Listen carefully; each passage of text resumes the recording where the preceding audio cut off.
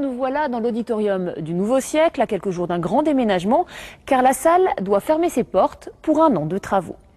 Hier soir encore, il accueillait le grand concert de clôture de l'Orchestre national de Lille. Sur la scène, on aperçoit encore des pianos, des pupitres, mais déjà les techniciens s'affairent. Dans quelques heures, l'auditorium du Nouveau Siècle aura changé de visage, de configuration, car ce soir, c'est une conférence de presse qui l'abritera. Ça se fait souvent, ça? Très souvent, ouais. Plusieurs fois par semaine des fois aussi. C'est-à-dire qu'on peut faire de la musique classique, on peut faire de la musique électrique, que ce soit la variété, du rock, on a eu Zazie dernièrement. Après on peut faire des conférences, que ce soit pour des banques ou d'autres sociétés. On peut faire aussi des arbres de Noël pour les enfants. Construit au début des années 80, le Nouveau Siècle avait été pensé comme un palais des congrès, de la musique, une salle multifonction, à qui le conseil régional veut aujourd'hui donner les atouts d'une grande salle de concert. Dès le 21 juin, il fermera donc ses portes pour entamer une grande mue.